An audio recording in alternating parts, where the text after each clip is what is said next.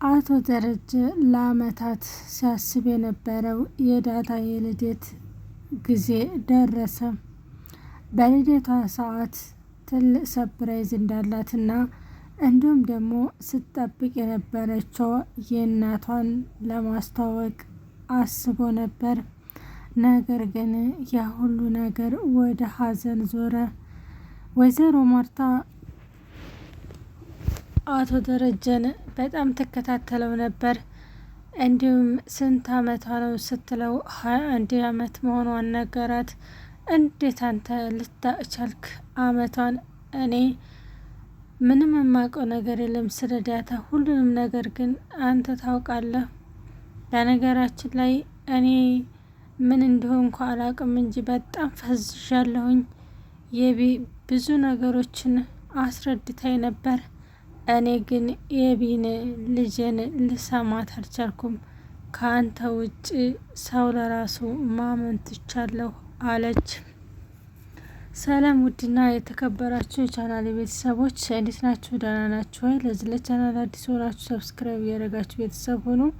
እንዲሁም ነበር ላይክ፣ ሼር እያደረጋችሁ ለምታበረታቱኝ እጅግ አመሰግናለሁኝ። እንግዲህ አቶ ደረጀ ለአመታት ሲጠብቅ የነበረው የዳታ 21ኛ አመቷ በሀዘን ተቀየረ። ወይዘሮ ማርታ ብዙ ነገሮችን በካሜራ እያየች ነበር። አቶ ደረጀ ሰላም ቤት ሁልጊዜ ይሄዳል። እንዲሁም ለህጣኑ ለአዲሱ ልጅ የተለያየ ስጦታ ያደርግላታል።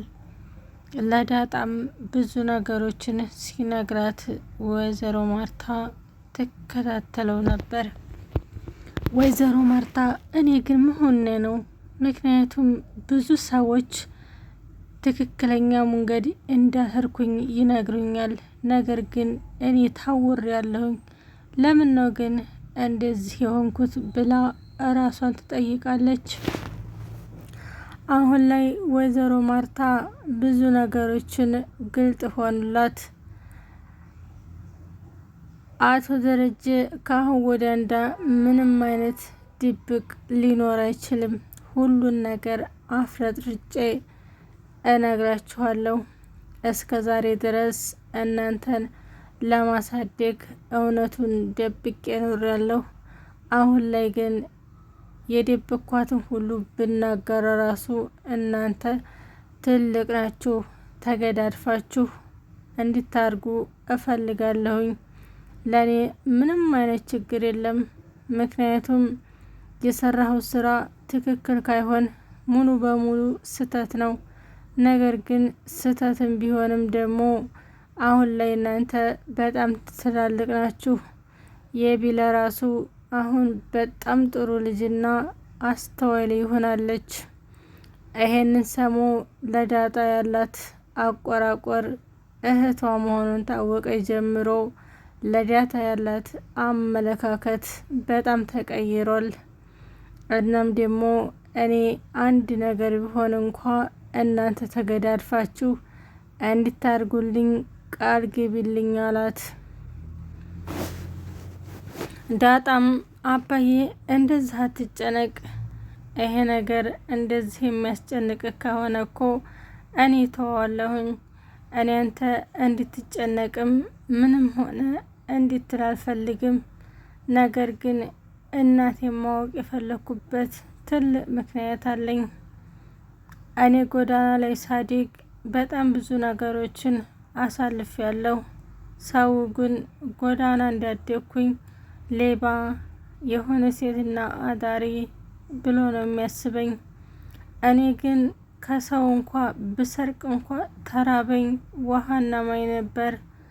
የሌብነትም ሆነ የመልከስከስም ባህሪ እኔ ጋ የለም። አባዬ ለተፈጠረው ነገሮች በጣም ይቅርታ፣ ስሜታዊ ሁኔ ለተናገርኳቸው ነገሮች በጣም ይቅርታ ጠየቀች። አቶ ደረጀም ዳጣ አንቺ ጀግናና ትሁት ልጅ ነሽ፣ ምንም ቢሆን አንቺ ምንም አይነት ጥፋት የለብሽም። ጥፋቱ እኔ ጋር ነው። ደግሞ በቅርቡ እንደማስተካከለው ተስፋ አደርጋለሁኝ። እኔ እያልኩ ያለሁት በህይወትሽ ውስጥ ብዙ ነገሮችን አድርጌሻለሁ። ዛሬ ግን ያንቺ የደስታ ምንጭ ነው። እስከ ዛሬ ስትጠብቂው የነበረው ነገር ይፋ ሊሆን ነው አላት።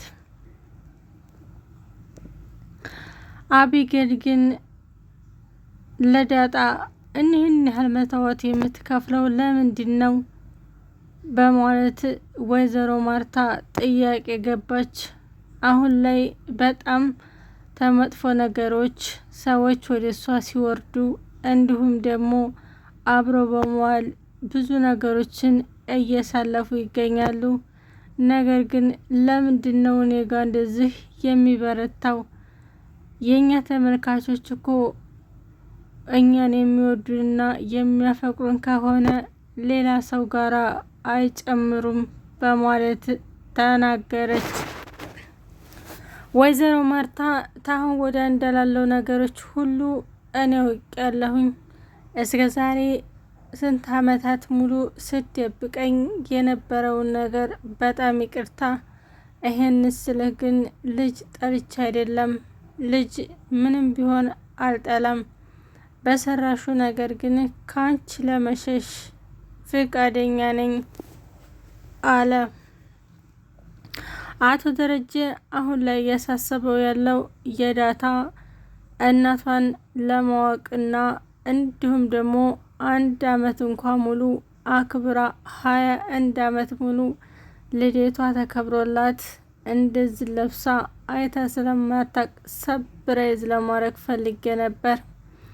እንዳረኩትም ሰብራይዙ ተስተካክሎልኛል እና በዚሁ አጋጣሚ እጅግ ነው ማመሰግነው እያለ ብዙ ነገሮችን አቀረበ።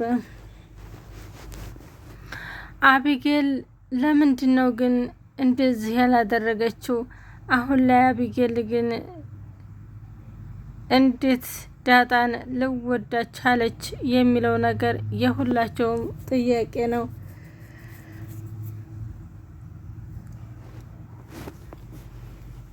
ወይዘሮ ማርታ እኔ የአቢጌል በጣም ብዙ ነገሮች ነግራኛለች። አባዬ የት እየሄደ ነው?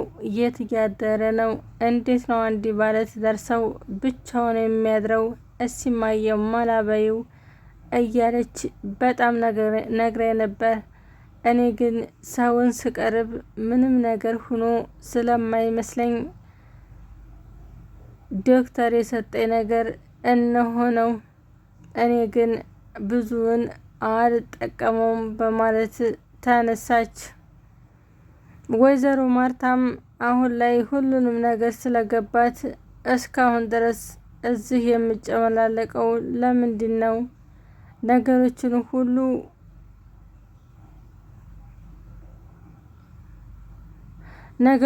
ሁሉ እንዳላደለ ነው የምታደርጓቸው። በነገራችን ላይ እኛ ፍቅረኛሞች ነን።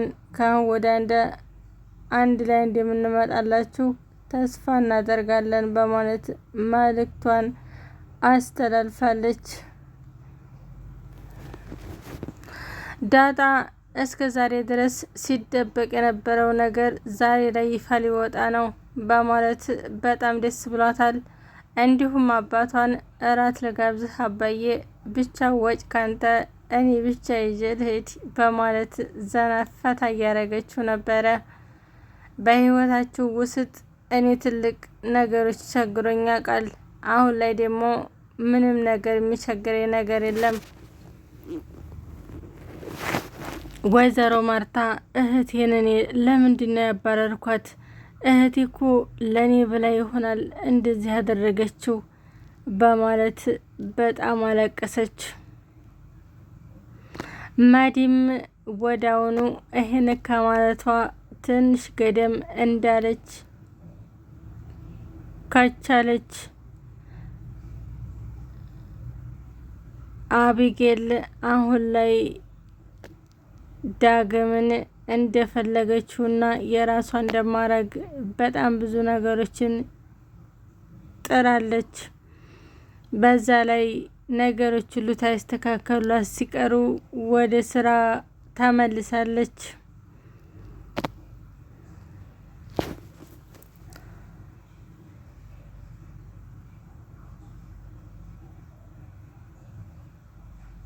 አቶ ደረጀ እንግዲህ የቀለበቱ ስነ ስርዓት እየቀረበ ስለሆነ